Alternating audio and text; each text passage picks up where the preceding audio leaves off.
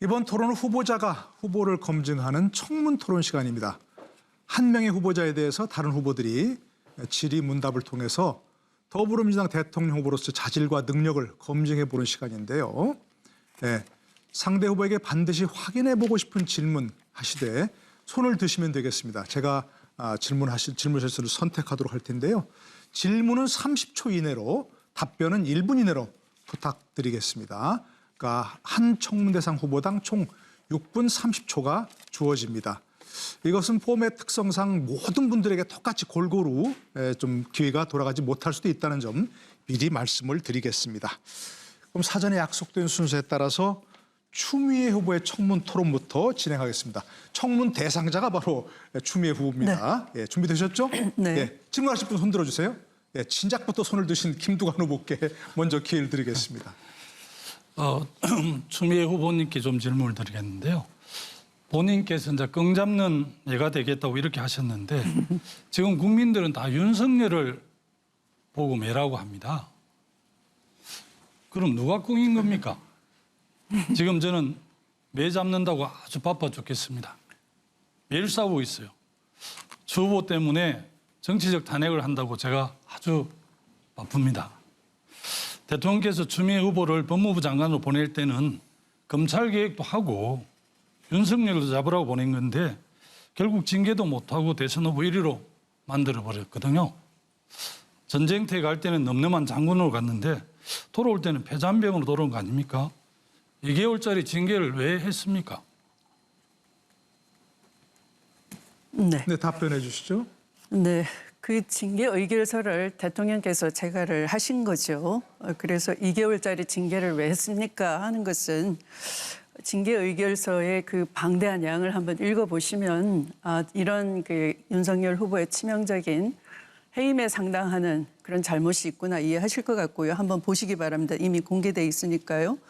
그리고 꽁 잡는 매라고 제가 말씀을 드려서 이미 그 꽁은 높이 날지도 못하고 멀리 가지도 못하고 뱅뱅 돌다가 결국은 손짓을 했던 국민의힘당에 아마 입당을 할 겁니다. 그러면 이제 더욱더 추락을 하겠죠. 또 이미 제가 잡아놓은 것을 또 후보께서 잡겠다고 안 하셔도 됩니다. 너무 염려하지 마시고요. 제가 아까 후보를 홍준표 후보라고 쓴 것은 옆에 있는 이낙연 후보님께서는 그 윤석열 해놓고 물음표 2개 다셨는데 우리 다 알거든요. 이제 본선 끝까지 가지 못할 거 아니냐. 제가 만약에 그렇게 징계 청구해놓고 낱낱이 해부하지 않았다면 이 지금처럼 장모 구속도 있을 수가 없었고요. 계속 언론이 호위해서 꽃가마 타고 고공행진하고 있어요. 네. 네. 그걸 좀 더 아셨으면 좋겠고요. 네. 검찰 질문은 개혁이 정말 다시 죄송합니다. 질문은 30초 이내로, 답변은 1분 이내로 다시 한번 부탁드리겠고요. 이제 한 번씩만 기회를 드리겠습니다. 근데 네. 질문을 너무 여러 개를 하셔서 그렇습니까? 불가피했습니다. 30초만 더 드리겠습니다. 네, 말씀하시고. 네, 검찰 개혁 왜 했느냐 하는 것은 그건 촛불 광장의 요구를 잊어버리신 거고요. 언론 개혁, 검찰 개혁은 이 70년 적폐입니다. 그리고 검찰은 이미 무소불위의 권한이죠. 그래서 그것을 해체한다는 것은 장관 혼자서 스타일 좋게 우아한 말로 조용히 1년 1개월 만에 뚝딱 해칠 수 없는 것입니다. 예. 네, 그 점을 잘 모르시고 질문하시는 것 같아서 알겠습니다. 매우 아쉽습니다. 네, 알고 있습니다. 박용진 후보 손을 진작 드셨습니다. 질문하시죠. 예.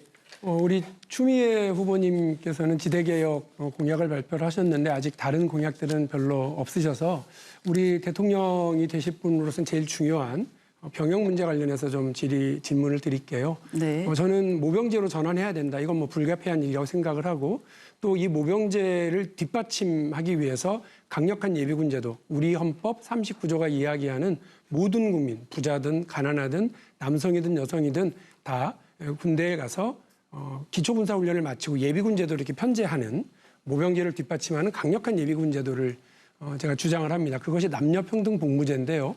네. 이와 관련해서 사회적 합의가 상당히 중요하리라고 생각을 하고 남녀평등 복무제, 우리 헌법 39조를 지키기 위한 이 제도적인 제안에 대해서 어떻게 생각하시는지 말씀을 좀 듣고 싶습니다. 저는 아직 모병제는 시기상조다라고 생각을 합니다. 그러나 군 생활 중에 여러 가지 앞으로의 사회를 살아가는 데 필요한 드론 교육, 코딩 교육 이런 것들을 군 생활 중에도 익혀서 기술에 뒤처지지 않고 오히려 군 생활 중에 더 앞서갈 수 있는 그런 기술 교육, 엔지니어링이나 여러 가지를 교육시키는 하나의 그런 군 혁신이 필요하다 생각하고요. 또 군에서 복무하는 기관 중에 지금 있는 수당을 지금도 많이 높였습니다만 좀 더 높여주는 그런 현실적인 방안을 찾았으면 좋겠습니다. 그리고 뭐 여성도 똑같이 뭐 군대 가야 되지 않느냐라고 하는데 사실은 여성의 사회적 역할에 대해서도 그런 입영의 방식이 아니더라도 어떤 사회 공익 활동을 위한 여러 가지 좋은 방안이 있기 때문에 꼭 그와 같이 획일적으로 꼭 다 같이 군에 가야지만 남녀가 평등하다 그런 기계적 형식적 평등 알겠습니다. 반대합니다. 이낙연 후보 질문 받으셨죠? 말씀하시죠. 예, 아까 윤석열 전 검찰총장에 대해서는 말씀이 있었습니다마는 최근의 변화를 보면 우리 추미애 장관님의 고군분투에 대해서 좀 더 이해하게 됐습니다.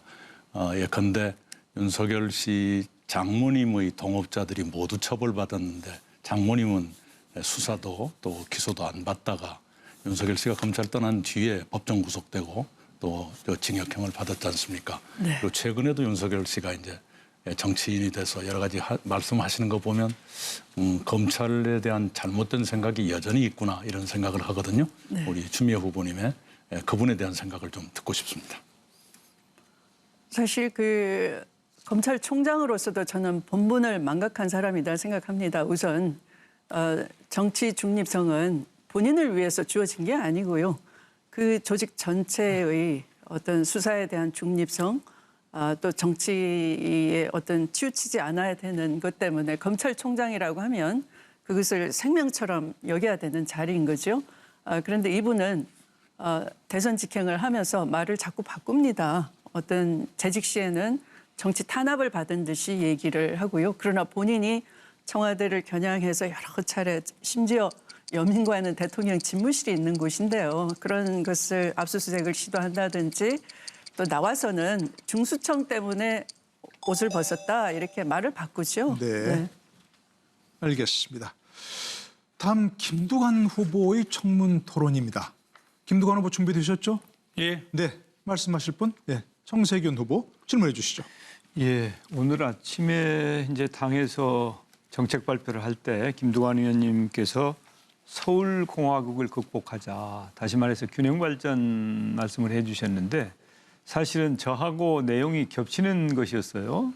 제가 균형 발전 4.0 이제 이 중원의 이 수도를 건설하자는 얘기를 했습니다. 그래서 미진한 행정 수도를 완결을 하고 또 이제 X축으로 이제 경부 축에 더해서 강호 축에 그 고속철도도 놓고 또 대법원을 비롯해서 대검 등 기관을 옮기고 또 이 대학 도시를 만들자. 그런 것을 통해서 전국의 대학 도시를 만드는 것이죠. 그런 것을 통해서 국가 균형 발전을 이루자 하는 취지의 그런 공약을 저도 이렇게 발표를 했거든요. 그래서 제가 말씀드린 그런 그 신수도권 조성 전략에 대해서 우리 김두관 후보님은 어떻게 평가하시는지 좀 말씀을 듣고 싶습니다. 그동안 우리 당의 다른 후보분들께서 가장 심각한 지방 분권이라든지 균형 발전에 대해서 중간에 별 이렇게 정책 대안들을 제시해 주지 않아서 굉장히 걱정이 많았었는데요. 어제 정세균 후보께서 균형 발전 4.0를 발표해 주셔가지고 굉장히 반가웠습니다. 얼마 전에 또 이재명 후보께서 울경 메가시티에 관심도 가져주시고 또 추미애 후보께서 자치분권행 개헌에 대해서도 동의를 해주셨는데요. 저는 지금 수도권에 안고 있는 부동산, 환경, 교통 이런 모든 문제들이 수도권 일극 집중해서 오는 현상이라고 생각을 합니다. 그래서 너무 반갑고 정세균 후보님께서 제안한 균형 발전 4.0이 반드시 실현될 수 있도록 저도 함께 힘을 보태도록 하겠습니다. 네. 또 질문하실 분? 네. 이재명 후보 손 드셨습니다. 아까도 말씀드렸지만 우리 김두관 후보님께서는 이제 자치분권연대 조직을 해서 아주 오래전부터 균형 발전에 정말 헌신해 오신 것 제가 개인적으로 매우 존경의 마음을 표합니다. 저도 사실은 이제 경기도에 똑같은 문제가 있습니다. 경기도도 이제 분사 규제, 상수원 규제를 받는 이제 북동부 지역이 이제 저발전되고 남서쪽은 많이 발전해서 심지어 이러려면 갈라서자 이래가지고 분도하자 이런 얘기가 북부 지역에서 나오고 있습니다. 이 문제를 해결하기 위해서 저희가 지금 현재 이제 그 남부 지역에 있던 산하 공공기관들을 거의 예외 없이 이제 북동부 지역으로 옮기고 있는데 사실은 이제 뭐 직원들이든 해당 지역 주민들의 반발도 꽤 있습니다. 근데 정부에서도 지금 2차 공공기관들을 지방으로 이전하는 문제를 상의는 하는데 진척이 그리 쉽지는 않은 것 같아요. 현실적으로 예를 들면 이런 반발이나 이런 걸 좀 이겨내고 2차 공공기관을 지방으로 좀 이전하는 그 문제의 현실적인 대책이랄까 뭐 방안은 어떤 게 있을지 좀 말씀해 주십시오. 이재명 후보께서 쉽지 않은 결단을 했다고 생각을 합니다. 제가 지금도 살기는 김포에 살고 있는데요. 우리 김포에도 경기도 네. 공공기관들이 오고 또 의정부를 비롯해서 경기 북부 지역에 이렇게 공공기관을 이전한 것은 이재명 후보의 큰 결단이라고 생각을 하고요.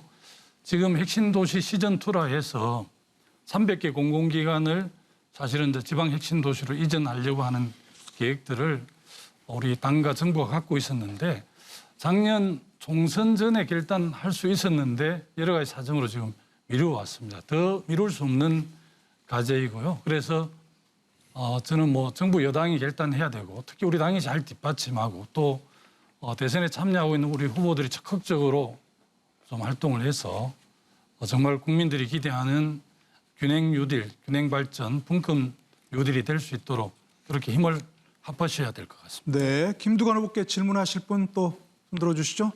네, 이낙연 후보 손 드셨습니다.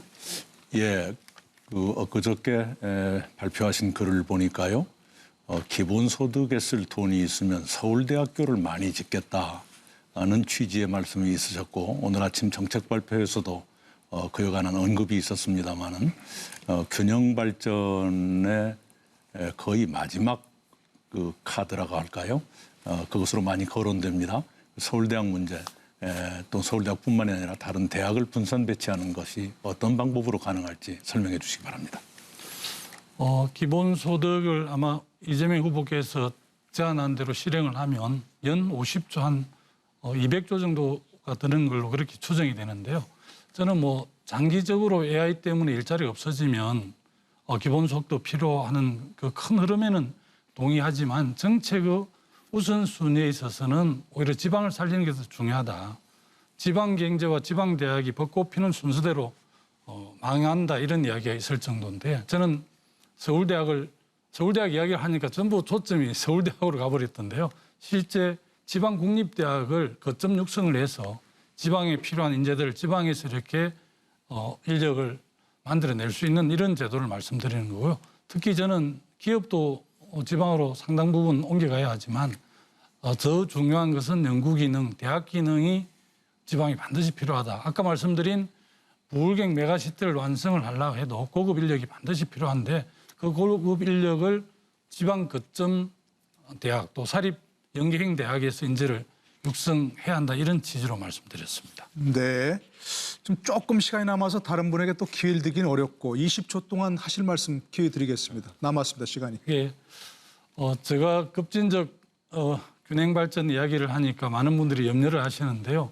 저는 균형 발전이야말로 차기 20대 대통령과 정부에서 강력하게 추진해야만이 저는 서울 하나에 있는 오아시스가 아니라 전국의 5개의 서울공화국이 만들어질 수 있다. 이렇게 생각을 하고 강력하게 네, 추진하겠습니다. 수고하셨습니다. 다시 한번 말씀드리는데 질문 조금 짧게 해주시고 서로 토론이 될 수 있도록 왔다 갔다 좀 하시면 좋을 것 같습니다.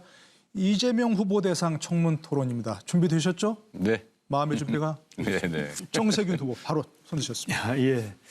그 이 후보님이 조금 불편하실지 모르겠는데 좀 정리하고 넘어가는 게 좋을 것 같아서 최근에 문제가 된 발언, 지역주의 발언에 대해서 제가 그 중앙일보와의 인터뷰 원문을 여러 번 읽어봤습니다. 그랬더니 거기에 나오는 키워드가 백제, 호남, 또 지역적 확장력이라는 말이 나옵니다.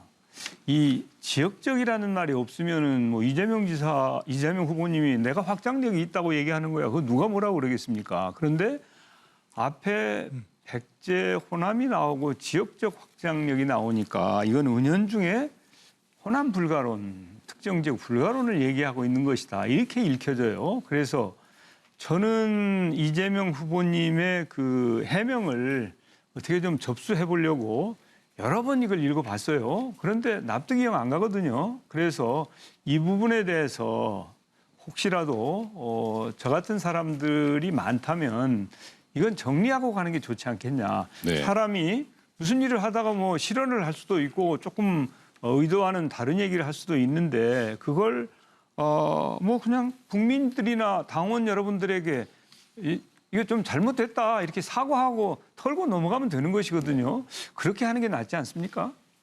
뭐 제가 잘못한 게 있으면 당연히 사과해야 되겠죠. 그런데 제가 사실 우리 정세균 후보님한테 한번 읽어보시라고 제가 그 원문도 제가 텔레그램 보내드렸는데 혹시 보셨나 모르겠어요. 예, 잘 읽어봤습니다. 네, 제가. 제가 7월 20일에 작년 7월 20일에 제가 김현정 뉴스쇼에 나가서도 그때 이낙연 후보님께서 전국에 고른 지지를 받고 계셨기 때문에 이낙연 후보님이 대선에서 이기면 좋겠다. 진심이다. 이게 이 나라의 고질적인 지역 감정 문제를 완전히 해소하는 길이다라고 말씀을 드렸더니 이제 김현정 앵커께서 그럼 본인 출마 안 하세요? 그래서 그것도 매우 좋은 길이다. 이렇게 말씀드린 일이 있고요. 자, 7월 30일에 여기 이 자리에 직접 계신데 우리 이낙연 후보님께서 그때 당대표 선거하시면서 저희 사무실에 오셨을 때 제가 똑같은 말씀을 드린 겁니다. 이게 후보님 꼭 잘 되시면 좋겠다. 저는 도지사 재선할 수도 있고 아직 나이도 젊다. 이제 그 말씀 드렸고 제가 덕담 겸 진심으로 그 말씀을 드렸습니다. 이 나라의 정말로 심각한 과제는 지역주의를 극복하는 것이기 때문에 저는 정말로 절호의 기회라고 생각했어요. 그리고 얼마 전에 그 얘기를 이제 중앙일보에 이제 인터뷰를 하면서 했는데 네. 그 전체 맥락도 보시면 제가 지역 얘기를 한 게 아니고 제가 실력이 있고 청렴하고 약속을 지키는 사람이기 때문에 지역적인 확장력이 있다. 전국에 확장력이 있다. 골고루 지지받는다. 이 말씀을 드린 거예요. 한 번 더 읽어보시면 좋겠고요. 우리 국민들께서도 제가 페이스북이나 이런 데 많이 올려놨으니까 한번 직접 다 전문을 읽어보시면 충분히 아실 수 있을 것 같습니다. 알겠습니다.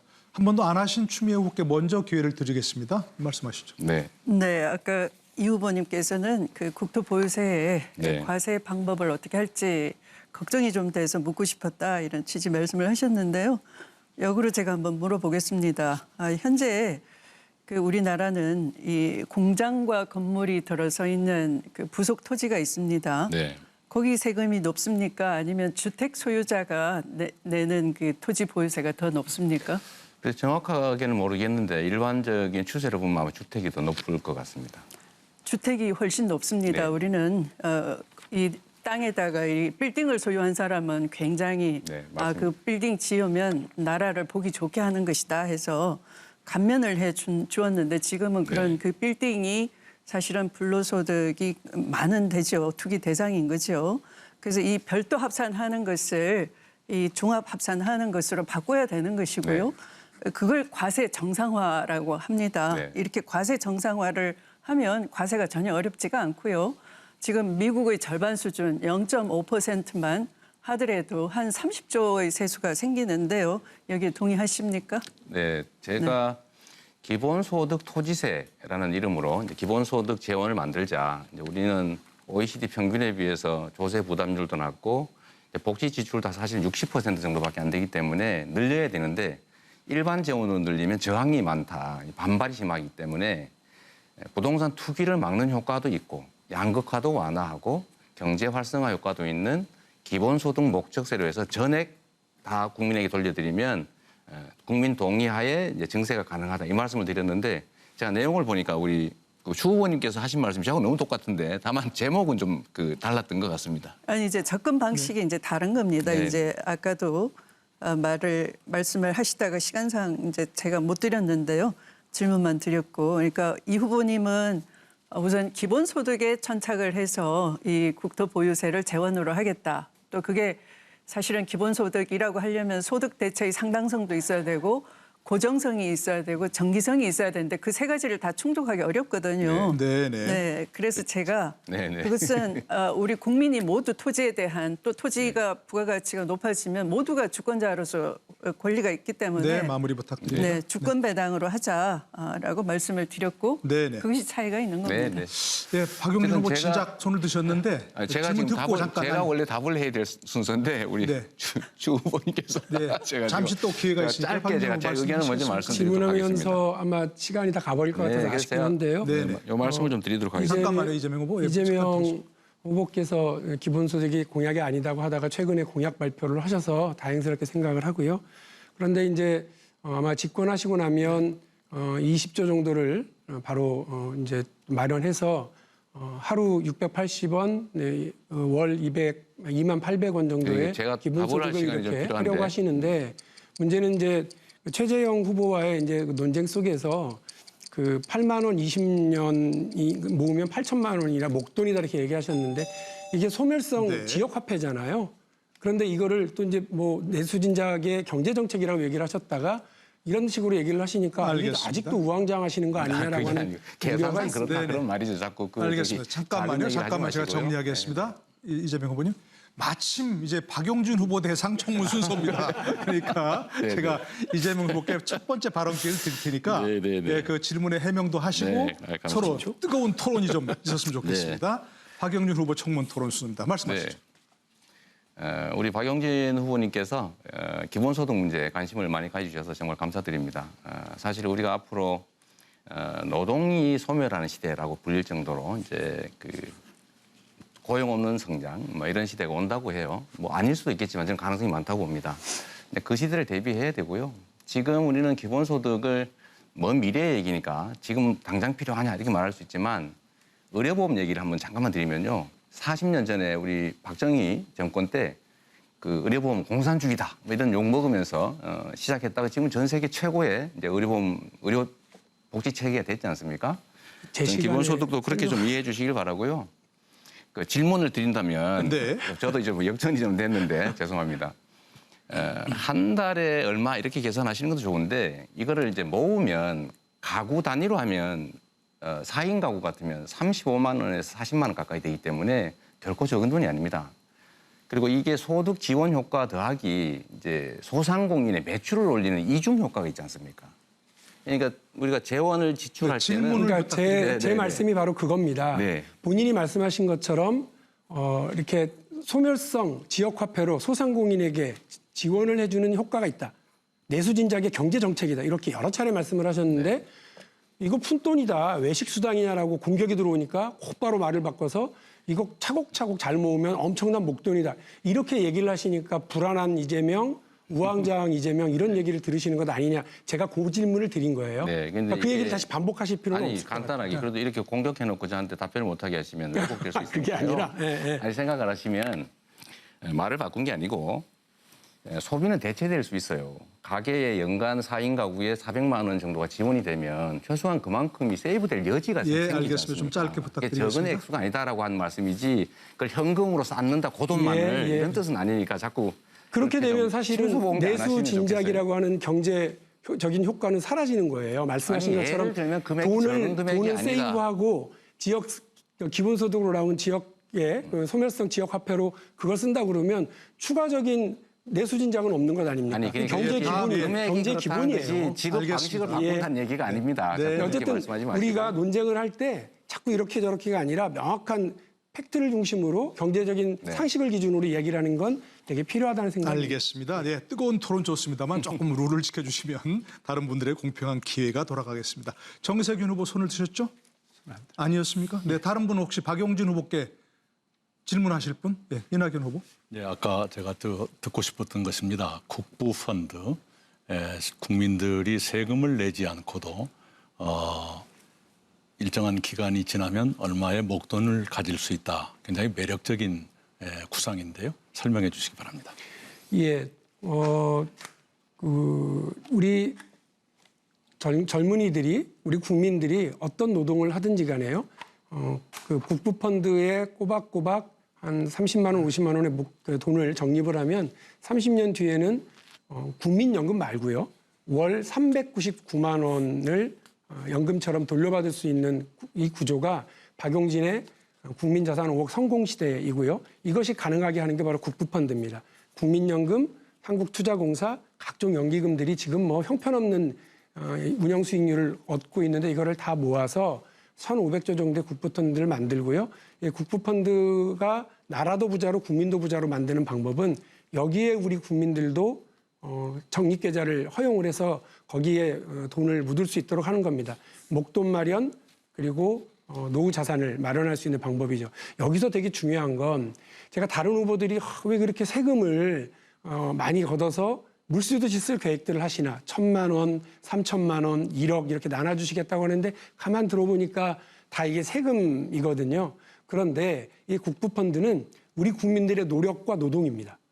국민들이 어떤 일을 하시든 간에 특히나 이 50만 원을 저축한다라고 하는 얘기는 신한은행의 신한은행이 발표한 국민 금융 보고서에 보면요, 보통 사람의 금융 보고서에 보면 최저임금 노동자가 50만 원씩 저축을 한다는 거예요, 평균적으로. 그걸 가지고 제가 설계를 한 거거든요. 그런 방식으로 우리 국민들이 자기의 노력과 노동이 헛되지 않고 초라해지지 않도록 국가가 이렇게 우리 사회가 사다리를 만들고 제도를 만들어주면 우리 국민들, 대한민국 국민들이 세계에서 가장 열심히 일하지 않습니까? 네. 이렇게 해서 일본의 잃어버린 30년 따라가지 않는 그런 나라 만들겠습니다. 국부펀드 대통령 되겠습니다. 예. 나라도 부자로 국민도 부자로 만들겠습니다. 예, 다른 분 질문하실 분 박용진 후보를 상대로 없으십니까? 아니 그게 아니라 아주 그거 하시겠습니까? 간단하게 네, 말씀하시죠. 국부펀드가 만약에 박용진 후보가 기한하고 생각하는 대로 되면 얼마나 좋겠습니까? 그런데 지금 국제적으로 이제 유동성 과잉에 저금리가 심각하지 않습니까? 그리고 우리 국민연금이나 우리 국내 연기금들도 상당한 기간 정도 운용을 해왔고 이제 운용 노하우가 상당히 있는데도 불구하고 금방 박용진 후보가 말씀하신 것처럼 수익률이 좀 부진하다 이렇게 말씀하셨잖아요. 그런데 지금 국부펀드가 생각하고 있는 게 7%입니까? 네, 그렇습니다. 저는 글쎄 그렇게 되면이 얼마나 좋겠습니까마는 신생 펀드가 기존의 20년, 30년의 역사를 가지고 있는 노하우가 있는 펀드들도 그런 수익률을 못 내는데 그 어떻게 그 수익률을 그렇게 내겠다고 하는 네. 것인지 근거가 있습니까? 예, 그렇습니다. 일단 다른 나라의 해외 연기금들 보면요, 다 8%, 9%대입니다. 다른 나라는 하는데 대한민국은 못한다. 그거는 이제 다르게 생각을 하고요. 이미 노르웨이 연기금 그리고 캐나다 연기금 그리고 캐나다 연기금 그다음에 캘리포니아 연기금 등이 다 8%, 9%, 10%대를 하고 있는데 우리만 그렇습니다. 왜냐하면 너무 보수적으로 너무 안전자산 중심으로만 국민연금이 투자를 네. 하고 있기 때문에 그렇거든요. 제가 질문 드리면서 좀 이따 다시 말씀 계속 드릴게요. 예. 정세균 후보 청문 토론 시간입니다. 혹시 질문하실 분들이 있으면 먼저 말씀해 주시죠. 제일 먼저 손 드신 우리 이낙연 후보께 기회 드리고 네. 좀 전에 미진하신 부분 말씀을 좀 설명하시도록 드릴게요. 기회 드리겠습니다. 이낙연 후보 말씀하시죠. 예, 대통령 선거는 미래 비전을 놓고 경쟁하는 그런 선거가 되는 것이 가장 바람직합니다만 이번에 야권의 지지율 1위인 윤석열 후보를 보면 후보자 개인의 리스크가 선거 쟁점이 될 수도 있겠구나 하는 생각이 듭니다.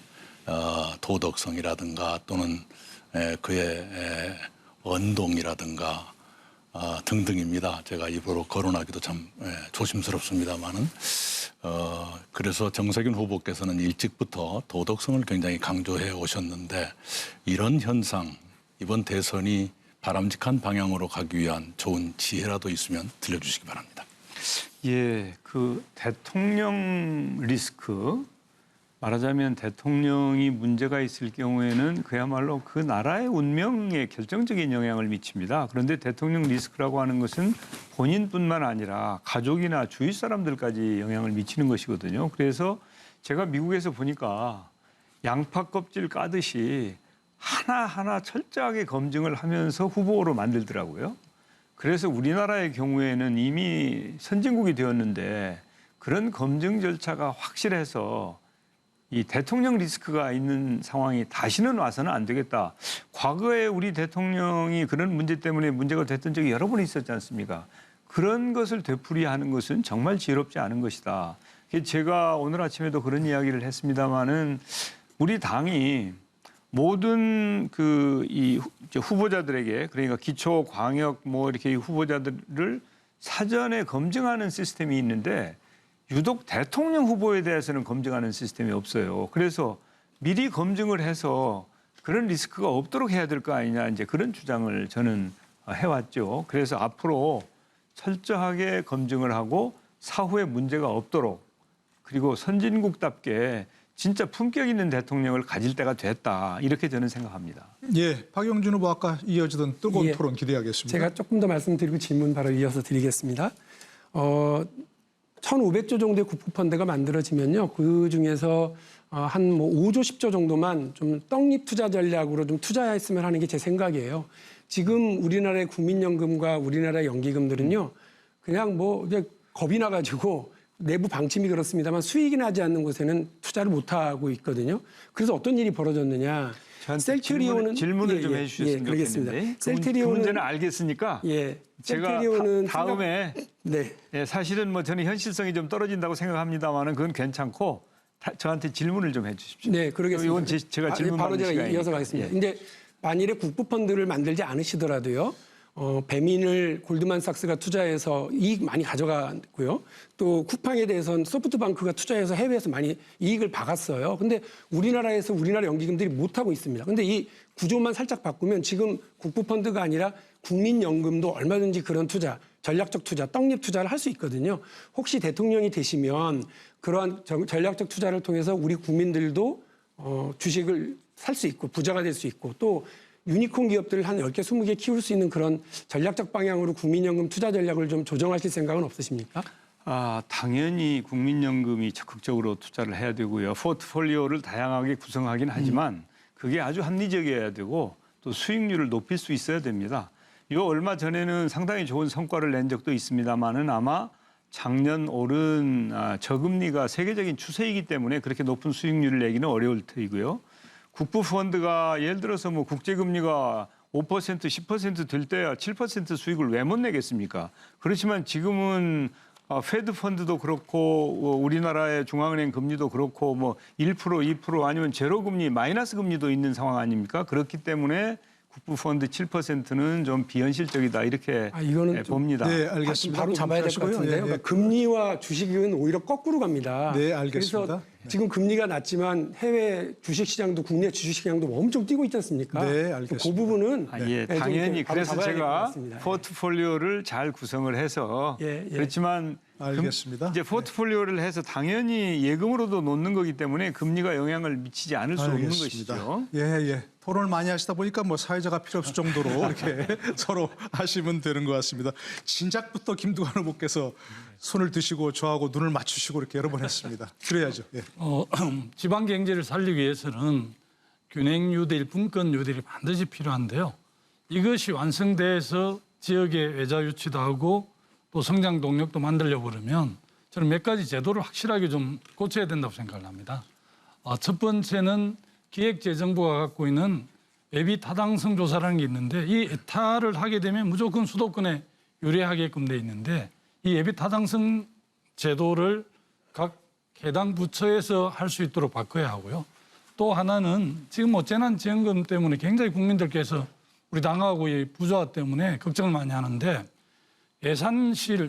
기획재정부 예산실을 저는 청와대로 옮겨야 된다는 생각을 합니다. 그렇게 돼야만이 관료 중심에서 정말 당 중심으로 국가 경영 운영이 가능하다고 생각하는데 그 점에 대해서 국정 총리를 하신 우리 정세균 후보께서 좀 견해를 말씀해 주시면 좋겠습니다. 예, 기재부의 예타 제도는 매우 오래된 제도입니다. 그 예타 제도가 시작된 이후에 많은 변화가 있었음에도 불구하고 그런 변화가 제대로 반영되지 않은 낡은 제도다라고 하는 것이 저의 인식이어서 이 제도를 폐지하든지 아니면 좀 현대화하고 개선할 필요가 있다 이렇게 생각을 하고요. 이제 예산을 누가 이걸 중심으로 해서 할 거냐. 뭐 미국 같으면 의회가 하는데 우리 같은 경우는 이제 기재부가 중심이 돼서 하는데 저는 뭐 청와대가 좀 더 적극적으로 개입해서 하는 것이 책임 정치 구현에 필요하다라고 생각합니다. 네, 수고하셨습니다. 마지막 청문 대상은 이낙연 후보입니다. 준비되셨죠? 네, 이낙연 후보께 질문하실 분, 네, 이재명 후보 먼저 말씀하시죠. 감사합니다. 이낙연 후보님, 자, 이걸 한번 일단 전제로 좀 여쭤보고 싶은데요. 대통령이란 그 국가의 운명, 그 국민들의 삶을 통째로 책임지는 자리라고 생각합니다. 주어진 권한을 남용해서도 안 되고 부정부패해서도 안 되고 친인척, 측근, 비리 있어서도 안 됩니다. 그리고 무능해서도 안 되고 맡긴 권한은 철저하게 이용해서 성과를 내야죠. 삶을 바꿔야죠. 더 나은 나라 만들어야죠. 국민께 한 약속 지켜야죠. 근데 제가 드리고 싶은 말씀은 과거의 약속도 안 지키고 과거에 중요한 일을 했지만 한 일도 별로 없어 보이고 또 청년 문제에 대해서도 여러 가지 문제가 제기되는 분이 만약에 갑자기 대통령이 됐다고 해서 갑자기 약속 잘 지키고 갑자기 청렴해지고 갑자기 실력을 낼 수 있겠냐 이런 의문이 있습니다. 그래서 이 문제를 한번 여쭤보고 싶은데요. 아까 품격 말씀 많이 하셨거든요. 이 품격도 중요하죠. 그런데 무능이나 청렴하지 못함이나 부정부패나 아니면 실력이 없거나 아니면 국민과의 약속을 어기는 문제, 이 문제하고 품격 문제하고 어떤 게 더 중요하다고 생각하십니까? 네, 둘 다 가져야 되겠죠. 네, 네. 네, 맞는 말씀이신데요. 저는 아까 네, 한 가지 질문해 주시고 답변만 하시면 되겠습니다. 알겠습니다. 그러니까 답변 다 하신 아닙니다. 거죠? 제가 답변을 드리겠습니다. 네. 저의 어떤 것을 지적하시는지 짐작은 되지만 잘 납득이 안 가는 것도 있습니다.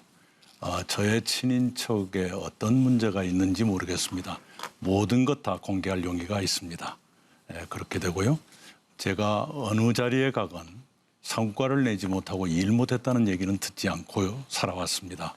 예를 들어서 지사 시절에는 취임 첫 해에 아까 말씀드린 대로 일자리 종합대상을 저희가 받았습니다. 그리고 실제로 농도에서 제조업 분야의 일자리가 가장 많이 늘어난 그런 기간도 있었습니다.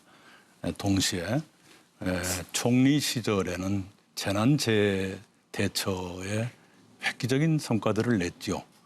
예를 들면 아까 말씀드린 조류 인플루엔자, 아프리카 돼지열병, 메르스, 또 그 산불, 태풍, 지진 등등입니다. 오죽했으면 네. 대통령께서 제가 퇴임하던 날 재난재해 대처 경험을 책으로 한번 써보라 하는 권유를 하셨을 정도였습니다. 네, 네, 알겠습니다. 예, 추미애 후보, 정세균 후보 순서로 이렇게 하겠습니다. 말씀하시죠. 이 후보님 어제 JTBC 출연하셔서 특권을 축소 안 하면 법사위원장 넘기는 그 약속은 무효다, 합의는 무효다 이렇게 말씀하셨죠? 네.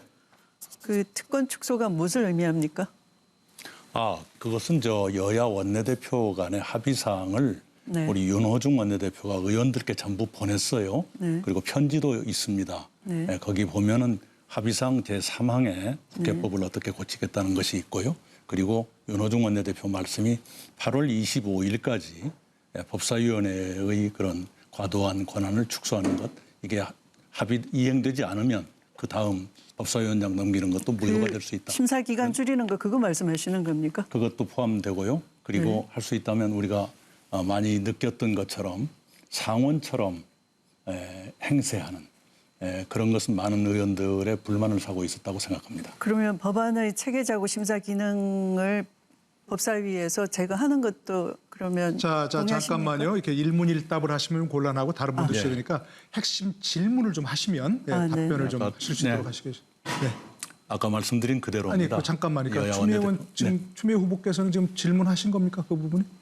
본인의 질문. 예.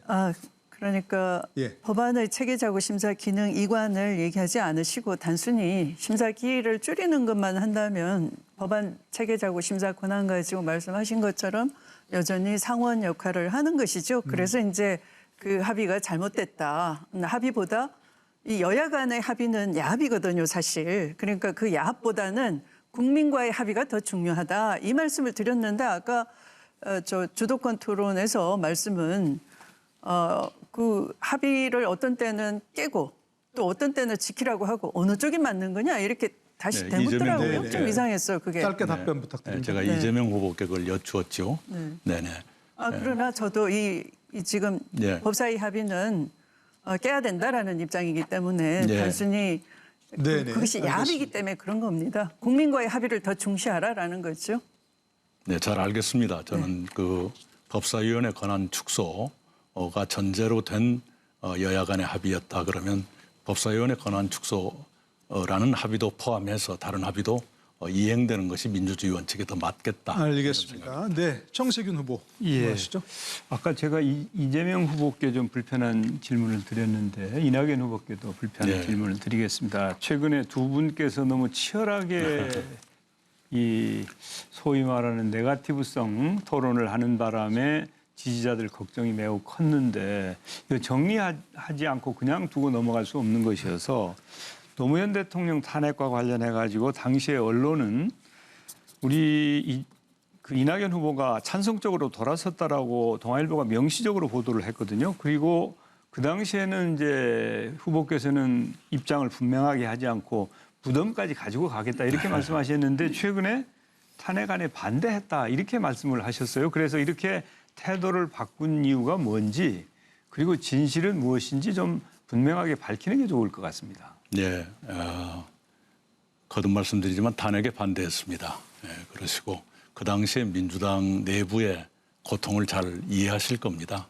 그것 때문에 제가 말하지 않았던 것이고요. 네, 그렇습니다. 좀 모호한 것 같은데. 네, 알겠습니다. 네, 다음에 또 확실하게 하실 수 있는 시간이 좀 있으면 좋겠다는 생각이 들고요.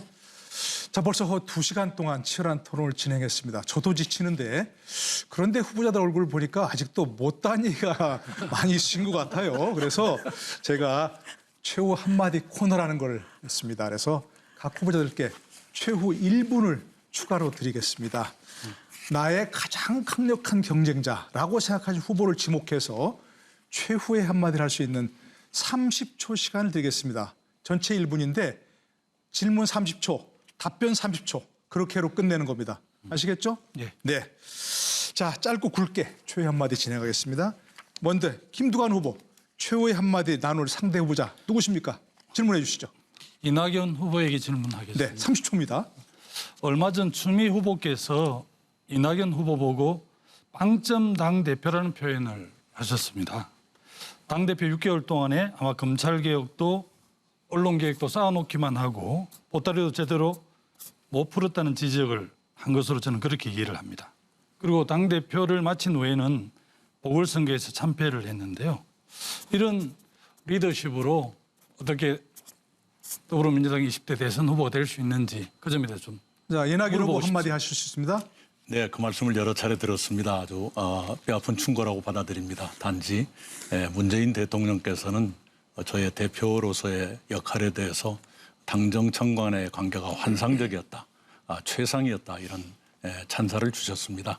빵점짜리가 환상을 만들 수는 없다고 믿습니다. 네, 알겠습니다. 짧고 굵은 답변이었습니다. 다음 이재명 후보 한마디 누구와 나누시겠습니까? 네, 저 추미애 후보님께 한 말씀 드리도록 네, 30초 드립니다. 역시. 네. 일격을 가하려는 건 아니고요. 네. 우리 민주당 그리고 우리 개혁 진영의 정말로 큰 목표는 개혁을 통해서 국민의 삶을 바꾸고 나라를 발전시키는 거 아니겠습니까? 그 측면에서 저는 뚜렷한 개혁 철학이 정말로 중요하다고 생각합니다. 우리 추미애 후보께서는 지대 문제를 선도적으로 제기할 만큼 개혁적이시고 또 강력한 추진력을 가지고 계신 분입니다. 앞으로 그 강력한 추진력으로 그 추미애 후보께서 가지고 계신 그 개혁의 철학, 가치 네. 관철해 주시기 바랍니다. 답변 시간입니다. 사실 제가 지대 개혁을 2017년부터 쭉 말씀드리면서 그 많은 오해를 사기도 했습니다. 그런데 이런 마음이었습니다. 세종대왕이 한글을 연구하고 또 이걸 반포하실 때 심정이 어땠을까? 그 당시 많은 기득권 세력이 바깥은 농부가 글자를 알 필요가 뭐 있느냐 했을 것 같아요. 바로 이 불평등 양극화의 근본 원인 이걸 네. 계속 얘기하는 것이 정치의 사명이다 이렇게 생각했습니다. 알겠습니다. 박용진 후보 최후 한마디 누가 나누시겠습니까? 정세균 후보께 드리겠습니다. 말씀하시죠. 저하고 정세균 후보님은 묘하게도 고향이 사실상 같습니다. 저는 전북 장수 출신인데요. 우리 후보님은 전북 진안이시고 사실 그 같은 동네나 마찬가지죠. 그래서였는지 참 따뜻하게 여러 가지 많이 가르쳐 주시고 도와주셔서 너무 고맙게 생각을 합니다. 저에게만 그러셨던 건 아닌 것 같아요. 그러니까 지금 정세균 후보님 캠프에 그렇게 많은 분들이 함께 하시고 같이 힘을 모으고 있다고 생각을 합니다. 시간은 30초밖에 되지 않습니다만 저를 비롯해서 우리 젊은 정치인들에게 네. 도전과 용기 이상입니다. 잃지 말라고 한 말씀 해주시면 네. 고맙겠습니다. 예, 저는 박용진 후보를 특별히 사랑합니다. 그리고 그 도전 정신에 박수를 보냅니다. 정말 그 의정 활동 열심히 잘 했고요. 또 등원할 때도 열심히 노력해서 아주 멋지게 등원을 하셨어요. 그래서 앞으로 정말 큰 인물이 됐으면 좋겠다 그렇게 생각하고 있고요. 가끔은 저한테 좀 섭섭하게 할 때도 있지만 그건 그거고 그건 네. 공적인 거니까 공사는 저를 구분을 합니다. 네, 알겠습니다. 모처럼 훈훈한 장면이었습니다. 무진장 인연도 강조하시고요. 예, 알겠습니다. 다음 정세균 후보 최 한마디 누가 나누시겠습니까? 예, 그 이낙연 후보님 예. 이제 탄핵안에 반대했다 이렇게 명시적으로 말씀을 하셨어요. 그런데 국민들께서는 그 말씀을 믿어야 될까 아니면 노 대통령을 지키고자 하는 의원들을 막고 있는 아까도 제가 사진을 보여줬습니다마는 그때 행동을 믿어야 될까 아마 고민스러울 것 아닌가 싶습니다. 그래서 말과 행동이 이렇게 일관성이 없다. 그리고 무덤까지 가지고 간다고 하다가 태도를 바꾸셨단 말이죠. 이건 이해관계 때문이 아닌가 이런 네, 생각도 들고 답변입니다. 또 추미애 그 네, 후보, 답변 들으셔야 할 시간입니다. 예, 후보가 이낙연 후보 말씀하시죠. 예. 아까 드린 말씀 그대로입니다. 더 보탤 말씀은 없고요. 단지 2002년에 우리가 대통령 선거를 하나로서 원팀으로 해서 노무현 대통령을 탄생시켰습니다. 그러나 노무현 정부 출범 이후에 분당이 돼서 여러 가지 고통을 겪었죠. 그것이 분열이 불행한 일이었다는 걸 깨달았기 때문에 2007년에 재통합을 했고 재통합 후에 이번에 네 번째 대선을 네. 치르고 있습니다. 우리가 그것을 잘 기억했으면 좋겠습니다. 네, 알겠습니다. 다음 이낙연 후보 최후 한마디 누가 나누시겠습니까? 예, 이재명 후보께 그 백제 발언에 말씀하시죠. 관해서 좀 정리를 해드릴까 싶어서요.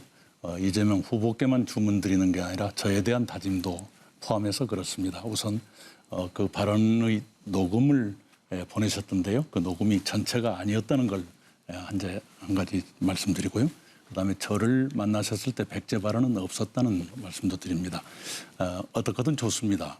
좋은데 지역은 우리 사회의 상처입니다. 상처는 아픈 사람의 입장에서 보낼 필요가 있다. 이 말씀을 드리고요. 저도 그것을 명심하고자 합니다. 답변 주시죠. 네, 저는 이낙연 후보님의 진심을 믿습니다. 그러나 저를 지역주의로 공격하기 위해서 지역주의의 망령을 끌어낸 것에 대해서는 책임을 지실 필요가 있다고 생각합니다. 검증해야지요. 있는 사실을 가지고 문제 지적하는 거 옳습니다. 그러긴 한데 없는 사실을 가짜로 만들거나 있는 사실을 왜곡해서 공격하는 것은 이걸 흑색선전이라고 합니다. 네, 수고하셨습니다. 끝으로 추미애 후보 최후 한마디를 나눌 상대 후보자 누굽니까? 네, 이재명 후보님. 말씀하시죠. 네, 최근에 한 언론과 인터뷰에서 검찰의 완전한 수사권 박탈 시기상조다 이렇게 말씀하셨어요. 공감 안 한다 이런 말씀도 했고요. 이걸 보면 검찰 개혁은 시도하지 않으실 것 같고요. 이 사실은 개혁이라는 건 거대한 기득권과 부딪혀야 하거든요. 저는 26년 정치 인생 동안에 입법, 행정, 사법을 두루 경험하면서 우리 사회의 강력한 기득권 세력과 싸우면서 세상을 근본적으로 개혁하기 위한 정치를 해왔는데 지자체장으로서는 네, 답변 드릴 시간입니다. 성공하셨는데 앞으로 기득권과 어떻게 싸우시겠습니까? 뭐 검찰의 피해를 입은 걸로 치면 저 이재명만큼 피해 입은 사람이 없을 겁니다. 저는 검찰 개혁해야 된다고 보고요. 우리 추미애 후보께서 말씀하시는 수사와 기소 분리 분명히 해야 됩니다. 그런데 수사권을 경찰에 전적으로 맡긴 건 좀 문제가 있다. 그러니까 수사, 기소를 분리할 방법을 생각해야 된다는 말씀을 드린 것이고요. 두 번째는 검사의 권한을 제한하기 위해서 기소 법정주의, 검사 직선제, 그다음에 기소 배심제 이런 거 해야 된다고 네. 생각합니다. 잘 알겠습니다. 네, 더불어민주당이 주최하고 MBN과 연합뉴스 TV가 공동 주관한 제20대 대통령 선거 더불어민주당 후보자 토론회. 이제 정말 마지막입니다.